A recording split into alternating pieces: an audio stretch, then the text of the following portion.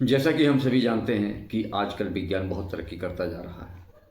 नित नए आविष्कार, नई नई खोज, रिसर्च हो रही हैं और जीवन को आसान बनाने के लिए बहुत से ऐसे आविष्कार हो रहे हैं जो कि अपनी कल्पना से भी परे हैं। और वो हर क्षेत्र में है, कोई एक क्षेत्र की बात नहीं है। लेकिन अगर हम देखें तो ये सोचना अगर हमें पड़े कि क्या ये अभी हुआ है, क्या साइंस अभी इतनी तरक्की कर रही है? नहीं, ऐसा नहीं है। इसके पहले की जो साइंस थी वो इससे भी ज़्यादा पावरफुल थी, इससे भी ज़्यादा प्रोग्रेसिव थी। उन साइंस को आज की साइंस तो कहीं छू भी नहीं सकती है। और इस मामले में भारत अग्रणी रहा है और इसीलिए भारत को विश्व गुरु शुरू से कहा जाता है। अब अगर हम इस समय की जैसे जो आधुनिक विज्ञान जो आविष्कार हैं, चैट जीपीटी, एआई इत्यादि इत्यादि तमाम तरीके के आविष्कार हो रहे हैं और लोग कह रहे हैं कि आने वाले समय में ये मनुष्य के जीवन को बहुत ही सुगम बना देंगे। चुटकियों में सारा कार्य हो जाएगा जो पहले बहुत समय लेता था। लेकिन अगर इसकी तुलना हम भारत की एंशियंट साइंस, प्राचीन विज्ञान से करें तो हम दोनों को कहाँ पर पाते हैं, आज इस वीडियो में हम इसी पर चर्चा करेंगे। मित्रों, मैं राघवेंद्र पांडे आप सभी का आज के इस कार्यक्रम में स्वागत करता हूं और आप सभी से विनम्र निवेदन है, अगर पहली बार इस चैनल पर आए हैं तो चैनल को सब्सक्राइब जरूर कर लें और अगर वीडियो पसंद आए तो इसे लाइक और शेयर जरूर करें।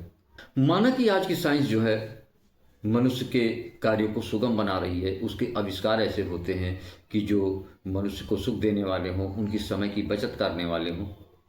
लेकिन यहाँ पर एक चीज़ जरूर मैं कहूँगा कि पहले का जो विज्ञान था, वो जो डेवलप था, वो केवल मनुष्य को सुख ही नहीं पहुँचाता था, मनुष्य के नियंत्रण में भी रहता था।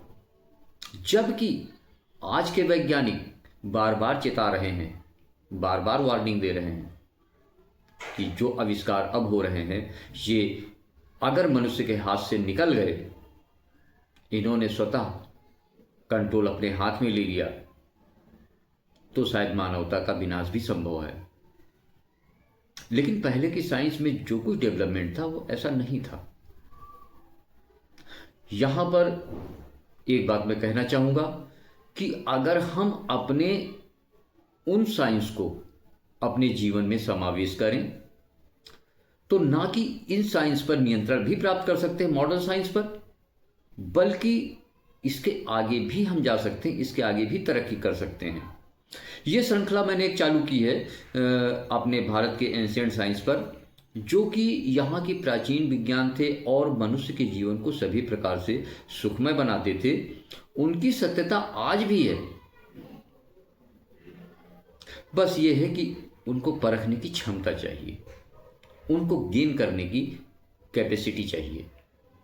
उदाहरण तो ऐसे ऐसे हैं कि इस विश्व के कोने कोने से, भारत ही नहीं विश्व के कोने कोने से ऐसे ऐसे अरबपति खरबपति पड़े हुए हैं जो अपना सब कुछ छोड़कर भारत की भूमि पर आ रहे हैं मन की शांति प्राप्त करने। सब कुछ उनके पास है, ऐसा कुछ नहीं है जो उनके जीवन में ना हो। लेकिन वो उनको वो शांति, वो सुख, वो आनंद देने में संभव नहीं है, पर्याप्त नहीं है जो उन्हें चाहिए। और वो भारत की भूमि पर भारत की प्राचीन साइंस से ही मिलता है। मॉडर्न साइंस में वो कहीं एग्जिस्ट ही नहीं करता है। तो ये महत्वपूर्ण श्रृंखला चलेगी भारत की एंशिएंट साइंस पर। और जैसा कि हम सभी जानते हैं कि भारत के जो ज्ञान का स्रोत है, भारत की एंशिएंट साइंस का जो स्रोत है प्राचीन विज्ञान का, वो वेद है। वेद में इस दुनिया का सारा ज्ञान भरा पड़ा हुआ है। जो कुछ खोज होती है, रिसर्च होती है, उसी के अनुसार होती है। आपको मालूम ही होगा तमाम ऐसे ऐसे ग्रंथ विदेशी आक्रमण में भारत के बाहर चले गए, जिनका फ़ायदा उठाकर अब विदेशी जो है अपना मुहर लगा देते हैं कि हाँ मैंने आविष्कार किया, जबकि वो मेन प्रॉपर्टी भारत की है, वो ज्ञान भारत का है। हालांकि मैं ये भी जानता हूं कि शायद मैं भारत के संपूर्ण जो हमारे ऋषि मुनियों का, प्राचीन जो वैज्ञानिक थे, उनका जो ज्ञान की धरोहर है, उसका एक बूंद भी मैं दर्शन ना करा सकूं